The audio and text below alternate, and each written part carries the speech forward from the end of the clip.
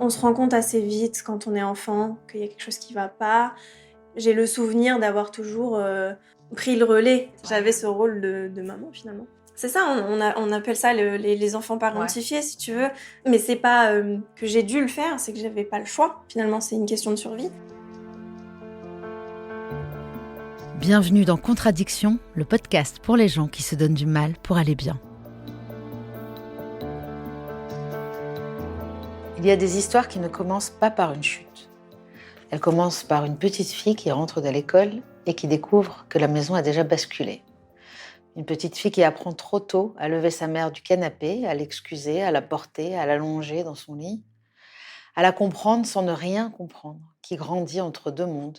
Le matin, une maman impeccable, le soir, un navire abandonné.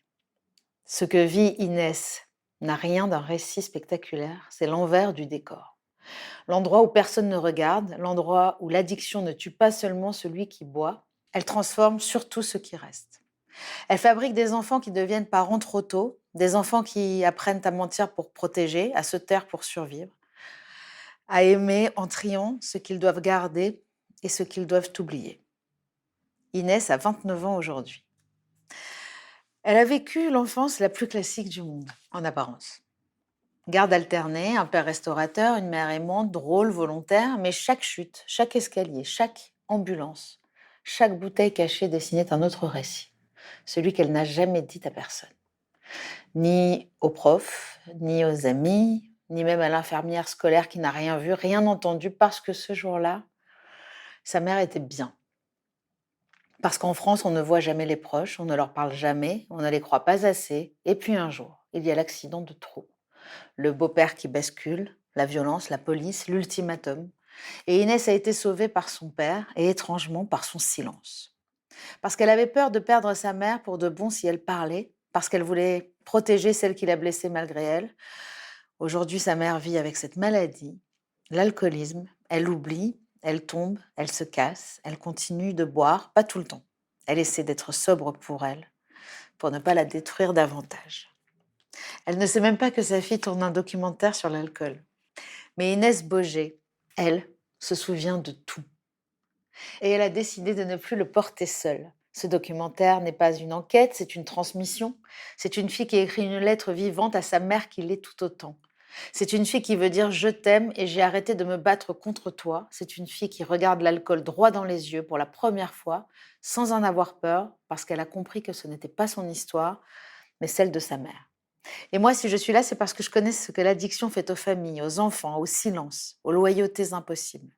Parce que je sais qu'on ne parle jamais assez des victimes collatérales, celles qui ne boivent plus, mais qui trinquent quand même. Aujourd'hui, Inès ouvre la porte et je suis ici pour l'accompagner, pour écouter ce qu'elle n'a jamais dit, pour accueillir ce qu'elle a enfin décidé de déposer, parce que son histoire n'est pas seulement intime, elle est nécessaire, politique, elle est universelle. Alors bienvenue dans ce moment où une fille arrête de protéger le secret de sa mère pour protéger sa propre vie.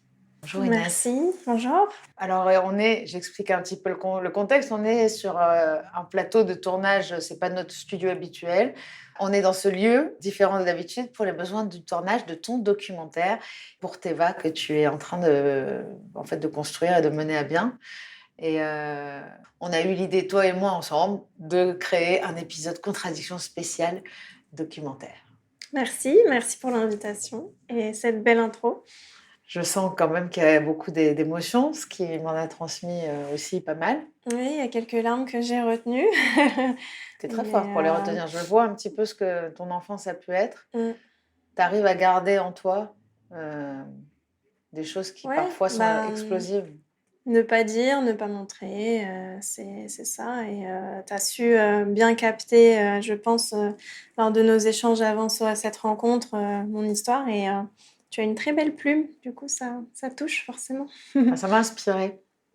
Si tu connais un petit peu le podcast, je demande aux invités quelle est leur définition de l'addiction.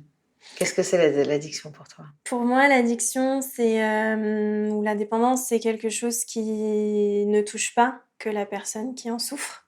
Comme tu l'as très bien dit dans ton intro, il y a des dommages collatéraux, on peut dire la famille, etc. Et c'est une maladie aussi. C'est ce que j'ai cru comprendre à force d'années de thérapie et de lecture.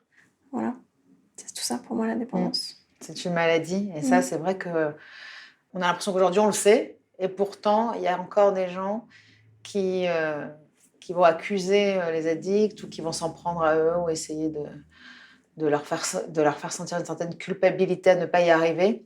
Et toi, du haut de tes 29 ans, on a l'impression que tu as dépassé ça et que tu as pu justement comprendre que ta mère n'était pas coupable mais malade. Ça a été un long travail, hein, effectivement. Je l'ai pas compris toute seule. Comme je le disais, j'ai été en thérapie, je me suis intéressée à la chose.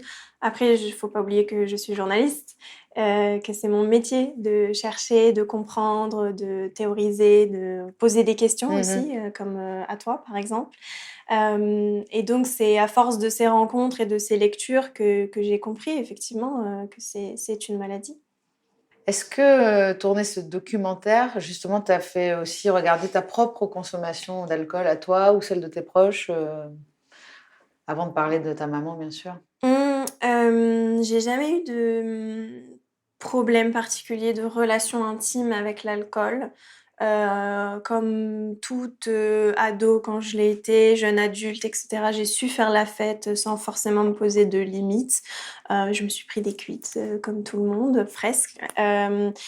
Et le documentaire n'a pas changé ça. Pendant longtemps, j'ai refusé de boire seule chez moi. Parce que pour moi, c'était ça la limite. Pour moi, l'alcool, c'était social. C'était en fait, on fête quelque chose, on est entre amis, etc. Mais seule chez moi, j'avais vraiment cette limite. C'était pas possible. Et je l'ai franchie avant le documentaire. C'est venu par hasard. J'avais fait un apéro avec des copines, il restait une bouteille de vin. Quelques jours après, habituellement, je l'aurais jeté. Et là, Ouais. je me suis dit, pourquoi pas, après tout, why not? Et voilà. Et en fait, ça a vraiment libéré quelque chose. Et je me suis dit, ben, en fait, c'est pas grave. Oui, c'est ça. Mais voilà, maintenant, c'est pas quelque chose que je fais habituellement. Donc, Quelque part, ça a décorrélé un petit peu ouais, le fait de boire seul et d'être alcoolique que tu avais vraiment assimilé par rapport à ta maman. Finalement, toi, tu n'es pas malade, donc tu peux le faire aussi. C'est complètement. ça. En fait, il suffisait d'une fois pour Mm. comprendre que, voilà, mais je pense que la dépendance, c'est assez personnel finalement, ça a plusieurs formes, j'imagine. Ah Donc oui, voilà, il n'y a je sais pas. pas toi si c'était une béquille ou peut-être pour combler, je sais pas comment toi tu. Bah, ça commence un petit peu comme toi, hein. Ça Mhm. commence quand même pour faire la fête comme tout le monde et s'amuser. Et sauf que très vite, je me rends compte que moi, je finis dans des états pas possibles. Alors que mes amis, eux, finalement, me tiennent les cheveux pendant que je vomis. Donc c'est quand même, on n'inverse jamais les rôles. C'est toujours eux qui s'occupent de moi, qui me ramènent, qui s'inquiètent. Donc une fois, deux fois, et puis après tout le temps, en fait, j'ai Mhm. jamais su boire normalement. Et c'est pas pour ça que j'ai bu seul très tôt. J'ai bu seul beaucoup, beaucoup plus tard. Euh, j'ai commencé à boire seule. Ce qui est fou, c'est que c'est quand je suis devenue maman et que je couchais mon fils très tôt à 19h. Et là, j'étais là et cette espèce de... En fait, je pouvais pas aller faire la fête. J'avais la culpabilité d'être maman et en même temps, je voulais pas me retrouver seule comme ça face à moi-même. Mon fils qui dort, je sais pas si j'ai aimé être maman, j'avais très peur en fait. Je me disais, je suis peut-être pas une bonne mère. Puis je sais pas, je commençais à me servir un gin tonic, puis deux, et en fait, alors que j'avais arrêté pendant un an de boire, de prendre de la drogue, et c'est revenu comme ça insidieusement, alors que j'habitais en banlieue, que je venais d'être maman. Et là, j'ai vraiment compris que c'était une béquille, que c'était quelque chose, puis surtout pour combler. euh, je pensais que c'était l'ennui, mais c'est le face-à-face avec moi-même, quoi. Mhm. C'est ce que je me suis toujours posé la question par rapport à ma maman, tu vois, c'est Ouais, pourquoi ça, avec qu'est-ce que toi en ça plus à vient, côté. ouais, parce que enfin, j'ai manqué de rien, elle travaillait, elle était vraiment, il y avait, c'est pas une famille où on pouvait être par exemple dans le besoin et tu vois, on était bien et je me suis toujours dit mais est-ce que voilà, et c'est à force d'écouter aussi des témoignages qu'on se dit bah il y a quelque chose derrière, tu vois, comme tu viens de le dire, pour Ouais, combler mais quelque chose finalement, peut-être. qu'est-ce qu'il y avait derrière? Je sais pas. Peut-être ta maman, Non? elle a une toute autre histoire Oui. et qu'elle a commencé à boire sûrement pour autre chose. Je crois d'ailleurs, tu m'avais raconté une histoire très personnelle Mm. Sur ta maman, je ne sais pas si tu veux en parler, mais en tout cas, il y avait quelque chose, une Oui, douleur, une souffrance. c'est ça, des souffrances dans la famille, des choses qui peuvent arriver à n'importe quelle famille finalement, un événement marquant, et puis ça marque tellement que, à force des années, ben peut-être effectivement que se retrouver seule face à elle-même une fois la journée faite de travail, les devoirs avec moi, etc. Bah peut-être que là effectivement, c'est des hypothèses, hein, mais elle avait ce besoin de combler quelque chose, ce vide peut-être. Ce qui est fou, c'est cette histoire de double vie, c'est-à-dire il y a vraiment la maman du matin, la maman du soir. J'ai jamais compris. Elle arrivait à Ouais. assumer ses responsabilités le matin. Elle était incroyable. Moi, le matin, elle vérifiait que j'étais bien habillée, bien coiffée, toute, t'es bon, t'as les bons livres, machin, pour aller à l'école, etc. Je partais, moi, à l'école, elle au travail, toute la journée, elle assurait, elle rentrait, elle était bien. Et c'était vraiment le soir où là, il y avait presque une heure de basculement, finalement. Elle avait fini ses rapports de travail et là, il y avait plus personne, quoi. Donc parfois ça tenait un peu plus longtemps, elle faisait le repas et puis parfois c'était plus tôt et donc j'ai très tôt pris le relais finalement. Quel âge, en fait? Je saurais pas te dire, mais on se rend compte assez vite quand on est enfant qu'il y a quelque chose qui va pas. Et moi j'ai toujours, enfin j'ai le souvenir d'avoir toujours pris le relais. C'est marrant, j'en discutais avec des amis l'autre jour et j'ai une copine qui m'a dit mais c'était toujours toi qui faisais les anniversaires, les soirées d'Halloween, t'organisais tout, les repas, tu Waouh, créais tout dès petite en fait.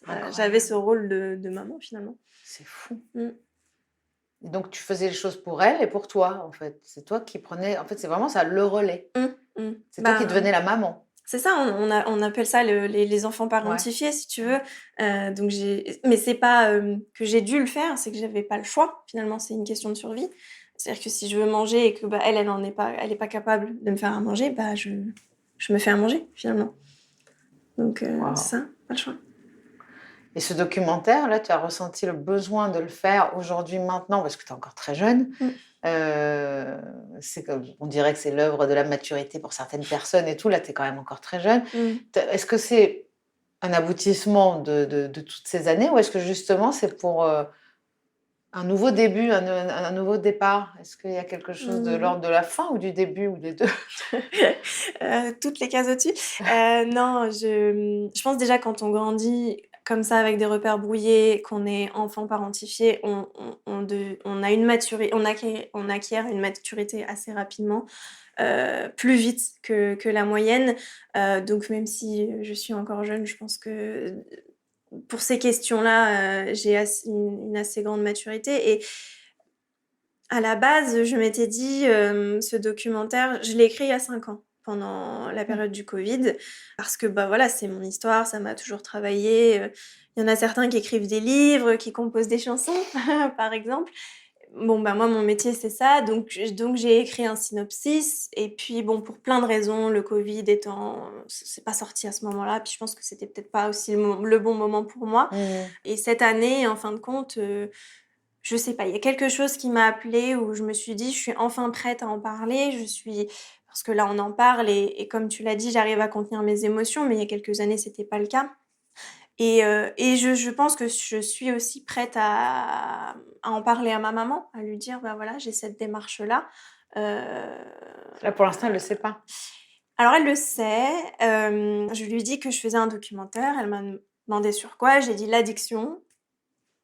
Et je t'avoue, je sais pas, il y a pas eu de retour, Répondant, quoi. de répondant, donc elle sait pas que c'est sur mon histoire à moi, et cetera. Mais je pense que là, au moment où on enregistre ce podcast, mon documentaire est en train de se faire, il n'est pas terminé, donc et je pense que je serai plus fière de lui montrer et de lui dire vraiment les choses quand ce sera fait.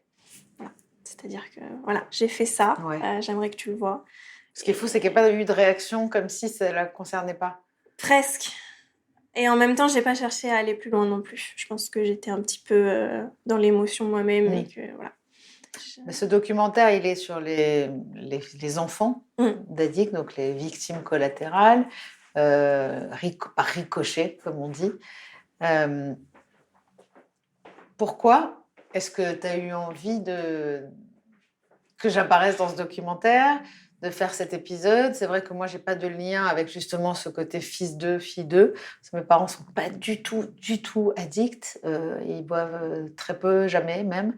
Alors, je suis maman et c'est sûr que moi, j'ai des choses à transmettre à mon fils. Et pour le moment, j'ai l'impression que ce que j'ai fait de ma maladie, il le prend vraiment, je sais pas, il l'a intégré, je crois, parce qu'il me raconte des histoires sur des copains qui boivent des shots de vodka quand ils sont le soir, qui essayent la vodka, qui essayent de fumer. Et lui, il est anti tout ça pour le moment. Et je me dis que vraiment, il y a quelque chose qui fait que peut-être, sans le vouloir, j'ai transmis quelque chose. Mais en tout cas, c'est pas du tout le sujet du documentaire. Je n'en fais pas partie, quoi. Pourquoi est-ce que tu as voulu qu'on ait cet échange? Pourquoi tu as voulu que je sois dans ce documentaire? D'abord parce que toi, en tant que Rose, tu m'as touchée, la personne que tu es, comme tu viens de le dire, ce que tu fais, cette maladie, c'est-à-dire que, mais tu vas peut-être me le raconter, mais tu fais un podcast, tu es très engagée en fait, autour de l'addiction. Donc certes, tu n'es pas fille d'eux comme moi, je le suis, mais c'est ce miroir qui justement m'a appelée moi, c'est-à-dire que tu viens de l'expliquer très bien, tu es maman, et moi je suis fille d'eux. Et en fait, ton combat, ce que tu fais au quotidien, je trouve ça magnifique. Et c'est vraiment tout ça qui m'a fait me dire, je sais pas, j'ai cette curiosité, j'ai envie de découvrir un peu. Et puis aussi, on a échangé avant et on a quand même ce côté assez on a une spiritualité qui se ressemble. Tout ça mélangé fait que la personne que tu es et ce que tu mènes comme combat, vraiment, moi, m'a séduit et je me suis dit que tu as ta place parce que, oui, tu n'es pas fille d'eux, mais tu travailles autour de ça et puis tu penses à la transmission aussi. Je pense que, Oui, c'est ça. quelque part, ce que tu fais là, c'est pour ton fils. Ah bah alors sûrement, indirectement, j'y ai même pas pensé, tu vois. Bah non, parce que vraiment, même quand j'interviewais des neuroscientifiques pour parler des ados, je n'ai même pas pensé à lui faire écouter l'épisode. Mais j'ai l'impression que je veux le préserver de ça et que tant que je vois pas un signe, tu vois, quelque chose qui va m'alerter, je reste à distance parce que je me dis, c'est vraiment quelque chose de très particulier, les substances, parce que c'est un rite initiatique, en fait, pour les ados et que je veux pas m'immiscer là-dedans. J'ai l'impression qu'il va falloir qu'il traverse tout ça, qu'il rencontre, qu'il essaye et en même temps, j'ai peur, mais je veux pas lui transmettre cette peur-là, tu vois? Mais c'est vrai que je sais pas si c'est un combat, tu parles d'un combat pour moi, tout ce que je fais autour de l'addiction, c'est vraiment parce que ça m'anime. Comme toi, j'imagine, c'est aussi quelque chose, c'est pas je sais pas si c'est un combat, toi, pour toi, ce documentaire, mais pour moi, les interventions dans les lycées, ce podcast, le fait de faire des actions avec la MILDECA, la mission interministérielle de lutte, contre les conduites addictives, il y a vraiment ce truc-là qui est: «Je veux me rendre utile». Et je fais pas de la prévention en soi, je suis pas là pour dire: «Ne touchez pas aux drogues», pas du tout, quoi, c'est pas mon truc et au contraire, je suis plus pour dédramatiser, déculpabiliser, déstigmatiser l'addict parce que et déstigmatiser la rechute. Moi, je fais partie, il y a des gens qui arrêtent un jour et qui ne retouchent plus jamais. Moi, je fais partie des rechuteurs chroniques, il y en a plein comme ça, qui vont mettre 10 ans à plus jamais toucher, l'alcool. Moi, ça fait 10 ans que je travaille sur ce truc-là, que je me rétablis et pourtant, il y a toujours un moment où j'ai envie de me dire, «Tiens, peut-être que je peux boire comme tout le monde». J'y crois, mais j'y crois vraiment et j'apprends que c'est ma maladie qui me dit ça, qui me dit: «Non, non, tu as pas de problème toi. Regarde les autres, regarde à Stalingrad, ceux qui fument du crack», tu vois? Donc c'est vrai qu'il y a tellement il y a pas un seul addict qui se ressemble. Souvent, on va aller s'identifier à ceux qui sont plus graves que nous pour penser que nous, on n'a pas de problème, quoi. Donc moi, ce qui m'intéresse, c'est vraiment de me rendre utile, d'en parler, de faire, en sorte que les gens ne regardent plus les dépendants, comme des toxicos, quoi. Parce qu'on est tous, addicts, en fait. Il y a des addictions qui sont hyper socialement acceptables et reconnues et valorisées, hein. Je veux dire, l'addiction à l'argent, au travail. On adore, ah, t'es un bourreau de travail, c'est génial. Ben non, c'est pas génial, en fait. Tu es encore en train de mettre un écran entre toi et la réalité, entre toi et toi. C'est complexe et c'est passionnant, c'est ça. C'est pour ça que je te dis, ça m'anime. Mais tu le fais très bien parce que j'ai lu ton livre Contradiction et encore une fois, j'ai compris beaucoup de choses, tu vois. Ça sent qu'il y a beaucoup de travail dans cette écriture. Sur ce livre, vraiment, ça a été très difficile. Mais du coup, on comprend beaucoup de choses. Enfin, il y a énormément de concepts que moi j'ai découverts et on sent ce fait que ça te passionne.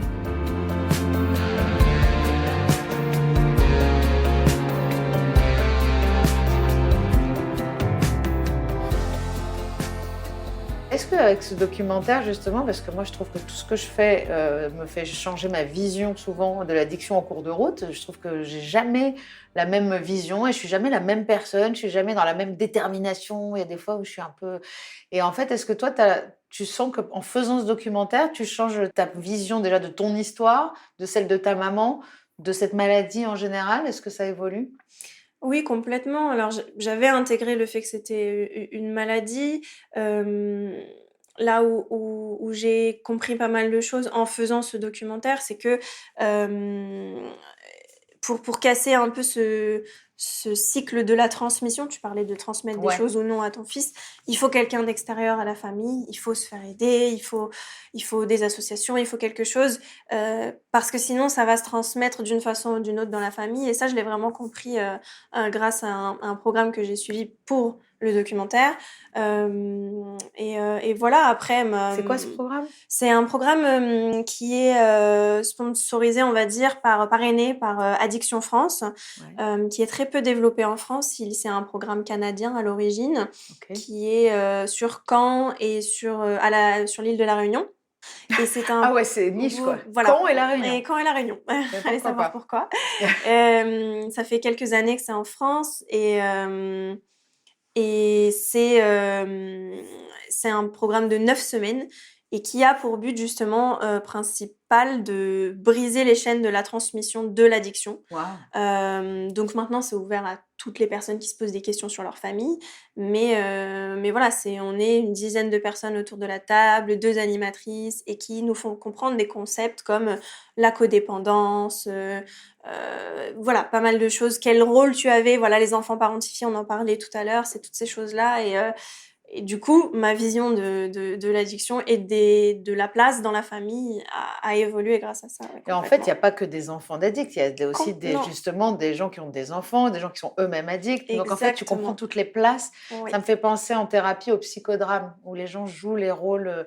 Il y a des thérapies avec plusieurs personnes et la personne va jouer le rôle de ta maman. Enfin, il y a un truc comme ça où ouais. tu comprends en fait ce que vivait ta maman. C'est ça. Alors là, il n'y a pas de jeu de rôle à proprement Ouais. parler dans ce programme-là, mais effectivement, il y avait des personnes qui étaient suivies en XAPA, donc pour de l'alcool.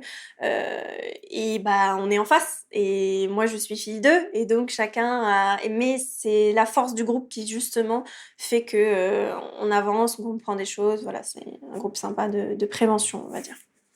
Et est-ce qu'il y a un moment donné où tu as eu l'impression que ta mère a pris conscience de ce qu'elle faisait, de ce qu'elle était, de quel genre de mère et de sa maladie, ou est-ce que c'était une fuite continue? Non, ça a toujours été un non-dit. En grandissant, quand j'étais encore dans son foyer, je pense qu'effectivement, elle s'en rendait compte. Mais par la suite, non, moi j'ai toujours maintenu un contact avec elle. On s'appelle tous les dimanches. Je la vois plusieurs fois par an.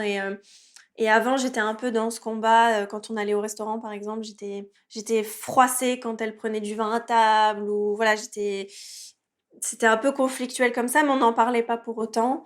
Et aujourd'hui, j'ai complètement lâché prise parce que je sais que qu'est-ce que ça va changer, un verre de vin à table. Elle, Si elle elle va est... continuer après? Certainement, oui, quand je serai partie. Mais toi, avec toi, elle est sobre. Avec moi, oui, elle fait l'effort. Ouais, ouais. Ah, Ok. quand elle peut. Pourquoi est-ce que tu t'es tue pendant toutes ces années? Est-ce que c'est par peur qu'on te sépare d'elle ou de la perdre ou de la blesser? Les trois. Encore une fois, on coche toutes les cases. Ouais. Beaucoup de peur, évidemment. Peur de briser la famille. Parce que quelque part, on a ça, c'est une homéostasie où chacun a son rôle, on sait où on est, et on sait, si je dis quelque chose, on sait pas ce qui va se passer. Ah. Peur aussi que, effectivement, si je dis quelque chose, que je parte, voilà, qu'on me prenne avec mon père ou quoi, et ce qui était très bien, ce qui aurait pu être très bien. Mais du coup, de la perdre elle, ou peut-être qu'elle m'en veuille. Enfin, il y avait Et de la laisser seule? de la laisser seule, oui, il y a tout ça. En fait, quand on est enfant, on se dit, on se pose cette question. Enfin, il y avait cette envie de la protéger aussi, quoi. Alors, il y a justement le syndrome, enfin, le fameux syndrome de l'enfant Mm. parentifié, Mm. mais il y a aussi le syndrome de l'enfant sauveur. Mm. Est-ce qu'il y a eu cette volonté de la sauver? De la sauver, elle a fait plusieurs cures quand j'étais jeune, mais j'ai jamais eu je sais pas si on peut dire la prétention ou même l'espoir de la sauver. Par contre, de la protéger, oui, toujours. du temps où j'étais toujours avec elle, que je vivais dans son foyer, j'ai toujours été là pour elle, quoi. C'est une bonne chose, hein, parce que je connais bien le syndrome de l'enfant sauveur. J'ai quelques amis qui sont là-dedans. Et vraiment, ça pourrit une vie entière. Donc, je Oui. pense que quand même, tu t'es épargné. J'ai l'impression qu'il y a une sagesse, une maturité chez toi. On en a parlé, moi qui crois aux vieilles âmes. Il y a quelque chose de l'ordre, comme si tu avais déjà vécu des choses et que tu es venu ici pour comprendre autre chose. Et vraiment, il y a des trucs que tu as compris, mais innés, quoi. Inès. Je pense que peu importe la situation familiale à l'origine, on a tous un sac à dos avec notre histoire familiale. Et moi, je pense que là où a été ma force, c'est que j'ai très vite compris que la peine qu'elle avait et donc la maladie qui s'en est peut-être suivie, c'était dans un sac à dos qui ne m'appartenait pas. Wow. Et j'ai su que pour moi, pour avancer dans ma vie, qu'il fallait que je dépose ce sac à dos. C'est là où tu t'autorisais à être la fille, en fait, plus ouais. que la mère ou la sauveuse. Ouais. Oui, mais ça a été un long travail parce que voilà, j'ai fait de la thérapie, on en a parlé, mais je pratique beaucoup le yoga et toute la spiritualité qui va avec. Et donc, tout ça, c'est un ensemble qui fait que je me suis dit, c'est pas ma peine à moi. C'est ma maman et je serai là pour elle, mais c'est pas à moi de porter ce fardeau. C'est pas ton histoire, en fait. C'est pas mon histoire. Ouais, toi, tu as une histoire à vivre. Ouais. Et d'ailleurs, tu dis maintenant, je veux profiter du temps qu'il me reste avec elle. En fait, c'est une grande sagesse déjà, mais je pense qu'en effet, quand on pratique le yoga, la philosophie, moi, ça m'a sauvée, vraiment.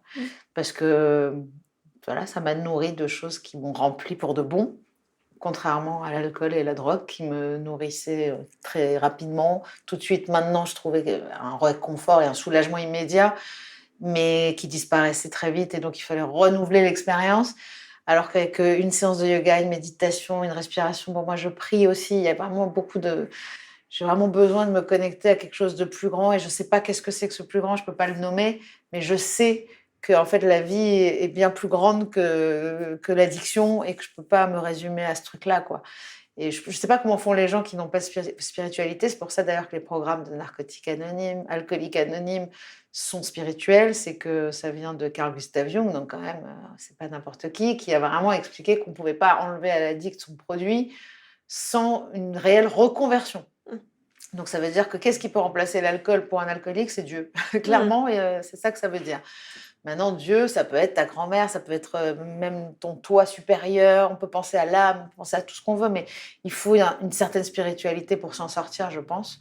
Les addicts sont des êtres spirituels qui n'ont pas les bons outils et il faut les trouver. Donc le yoga, la méditation, enfin tout ça pour moi, ça a été les bons outils. Et donc maintenant que tu as cette sagesse-là de profiter du temps qu'il te reste avec elle, est-ce que tu sens que c'est de la résilience ou du pardon, ou les deux? Est-ce qu'il y a le pardon a une grande place là-dedans quand même? Tu as vécu des choses qu'une petite fille ne doit pas vivre. Oui, et en même temps, aujourd'hui, je suis pas sûre que j'ai besoin de lui pardonner parce que c'est une maladie et que je sais que c'est pas quelque chose qu'elle m'a fait à moi. Oui, je l'ai subi. Et oui, personne ne devrait subir ça, et c'est pour ça que je fais ce documentaire, c'est pour arrêter de détourner le regard, mais quelque part, elle l'a pas fait pour me faire du mal, tu vois. Bah, tu vois aussi, ça me fait du bien à moi, tu vois, en tant que maman, de me dire que on peut comprendre ça.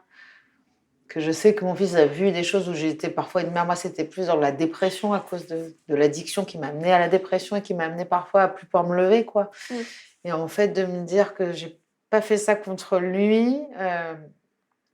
En fait, la maladie de l'addiction, c'est aussi l'autodestruction, hein.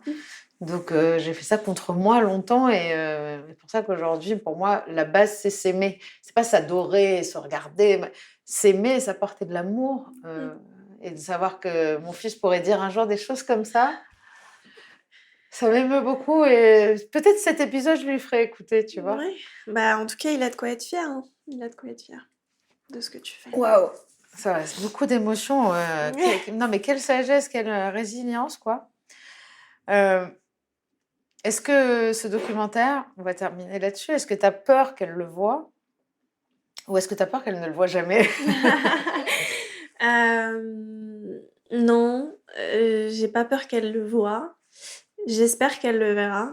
En tout cas, je vais lui dire quand je serai prête. Euh, non, j'aimerais qu'elle le voie et que surtout qu'elle comprenne que ça vient d'un amour profond. Je fais pas ça contre elle et même toutes les personnes qui m'ont fait confiance dans ce documentaire. Ce n'est pas pour parler de leurs parents, mais de ce que eux ils ont vécu en tant qu'enfants. Donc c'est pas quelque chose d'accusateur, ce que je fais là, et c'est vraiment pour, encore une fois, ce que je te disais, pour la société détourne beaucoup trop le regard. Et c'est vrai que quand on parle d'addiction, on parle des personnes qui en souffrent et c'est très bien. Mais par exemple, les alcooliques anonymes, tout le monde connaît. Alanon, qui accompagne les personnes, les familles, les enfants, etc. Personne ne connaît. Et moi, c'est ça le but. Et donc, j'aimerais qu'elle le regarde et j'aimerais qu'elle soit fière. En tout cas, moi, tu m'apprends beaucoup. Tu vois, tu vas être le 120e épisode, ça m'apprend beaucoup. Déjà, ça m'apprend qu'il va falloir que j'en parle un peu plus d'Alanon parce que je parle beaucoup, moi aussi, DNA et tout ça. Et les proches, en fait, moi-même, je me rends compte que je les oublie. Bon, j'ai invité une de mes meilleures amies qui est une fille d'eux qui n'a pas du tout encore cette sagesse-là de pardonner. Parce que son papa est parti et qu'elle, il n'y a pas eu d'amour, en fait. Elle a juste pas eu de père, quoi. Et violent.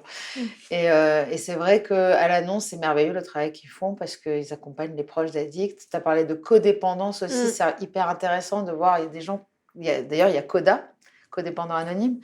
C'est quoi la codépendance ? C'est finalement d'être dépendant, quelqu'un qui est dépendant, ou c'est quoi ? Pour moi, c'est de vivre la dépendance de la personne, en fait. Comme si c'était la sienne. Ouais, c'est ça. C'est que, en fait, t'étais avec cette personne, donc peu importe la forme que ça prend dans ton accompagnement, mais puisque la personne est empêtrée dans son addiction, quelque part, tu l'es aussi. Mais en fait, toi, tu n'es pas codépendante. Non. Ça, je me rends compte parce que je connais beaucoup de gens qui vont à Coda. Et en fait, ils ont besoin de la maladie de l'autre pour exister. Et en fait, et puis ils sont dépendants de personnes énormément aussi. Il y a cette codépendance aussi. Est-ce que juste pour terminer, est-ce que quand même tu as un espoir ? Est-ce que peut-être que ce documentaire ou autre chose, qu'est-ce qui pourrait faire que les choses changent et qu'elles s'en sortent ? Est-ce que tu as cet espoir-là ? Est-ce que tu as quand même... Non. Justement, c'est pour ça aussi que je pense que je suis pas dans cette codépendance. Ouais. C'est que je me suis quelque part fait une raison et que c'est une maladie qui est, voilà, de ce que j'en ai compris, c'est à vie. Et même si on arrête demain de toucher une goutte d'alcool, il y aura toujours cette épée de Damoclès au-dessus qui est là, qui menace. Et moi, pour elle, c'est une maladie qui est active, on va dire, si je peux dire. Et j'ai pas d'espoir qu'elle arrête. J'aimerais, mais en même temps, ce serait tellement difficile que aujourd'hui, on a trouvé un équilibre. Et c'est en ça que je disais, j'aimerais qu'on profite du temps qui reste. J'ai plus envie que l'addiction... Là, on est 3. Il y a ma mère, moi et l'alcool. Et j'ai plus envie. Et si l'alcool fait toujours partie de sa vie, c'est OK. Mais moi, je veux qu'il y ait juste ma mère et moi. C'est tout. Voilà. Merci beaucoup Inès, j'espère que beaucoup de gens pourront voir ce documentaire. En plus tu incarnes ce documentaire, donc on va voir même ta thérapie. Je pense que ça va être extrêmement utile, que ça va te faire du bien à beaucoup de gens, à toi. Moi en tout cas, ça me fait énormément de bien de parler avec toi. Ça fait du bien d'avoir ce genre de personne résiliente. Voilà. C'est vraiment impressionnant. Merci beaucoup. Mais je te remercie de m'avoir invitée, d'avoir eu l'idée, parce que c'était toi qui as eu l'idée de faire ce podcast. C'est toi qui as eu l'idée de l'introduire dans ce documentaire. Merci beaucoup. Merci à toi. Bravo pour ce que tu fais. Je suis très fière de toi. Tu peux être fière. Toi aussi, tu peux être fière. Ce podcast est soutenu par la mission interministérielle de lutte contre les drogues et les conduites addictives. La Mildeka anime et coordonne les actions du gouvernement en matière de lutte contre les toxicomanies. Contradiction, ce n'est pas seulement un podcast. C'est aussi un livre qui s'en inspire, mais qui lui est surtout complémentaire. Alors vous y trouverez des réflexions autour de la dépendance, de ce que j'ai appris, des solutions que j'ai trouvées. Contradiction, le livre est disponible à peu près partout aux éditions Erol. La prise de son, la réalisation et le montage de cet épisode ont été assurés avec finesse, talent et sensibilité par Marjorie Murphy, Open Mic Podcast. Pour plus de contenu autour de cet épisode et découvrir d'autres thématiques, rendez-vous sur le site de Contradiction, contre-addiction.fr et les réseaux sociaux de Contradiction.